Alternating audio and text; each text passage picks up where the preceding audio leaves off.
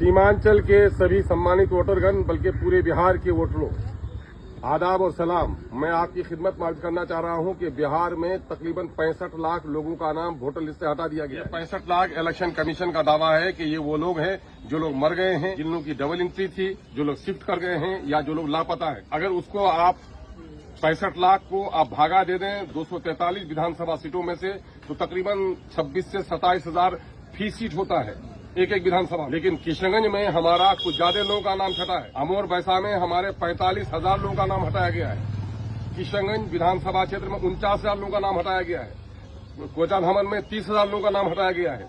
बहादुरगंज में 31,000 लोगों का नाम हटाया गया है। ठाकुरगंज में 29,000 लोगों का नाम हटाया गया है, जो अनुमान से ज्यादा है। ये जो वोटर लिस्ट अभी आपके बीएलओ के पास आया है, इसमें आपका नाम चढ़ गया है, तो इससे आप संतुष्ट और मुतमईन मत हो जाइए।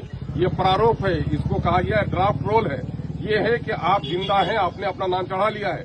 2003 के हवाले अगर आपने दे दिए हैं वोटर लिस्ट के, काफी नहीं है। वो 11 कॉलम में से एक कॉलम का सबूत आपको देना है, जिसमें जैसे कि जन्म प्रमाण पत्र है, बोर्ड का सर्टिफिकेट है, पासपोर्ट है, आवास प्रमाण पत्र है, 87 से पहले का बैंक खाता वगैरह। तो हमारे लोगों के पास चूंकि पढ़े लिखे लोग कम हैं, इस वजह से उनके पास बोर्ड सर्टिफिकेट नहीं है। लोगों के पास जन्म प्रमाण पत्र भी नहीं है। 2006 के लोग जन्म लिए थे, उन्हीं का नाम 2024 में चढ़ा, और 2006 में 100 में सिर्फ 16 आदमी का नाम वोटर लिस्ट में चढ़ा था। इसलिए आप गफलत में मत रहिए। वो 11 कागज में से एक कागज जमा कीजिए।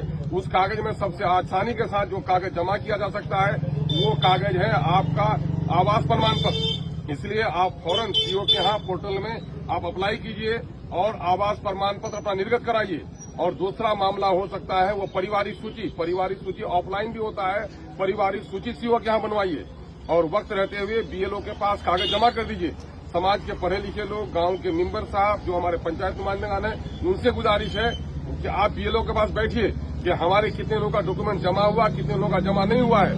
इलेक्शन कमीशन की तरफ से ये काम बड़ा धोखे का हो रहा है कि जिनका डॉक्यूमेंट जमा हुआ है और जिनका नहीं जमा हुआ है, इस प्रारूप में उसका कोई सबूत नहीं मिलता है।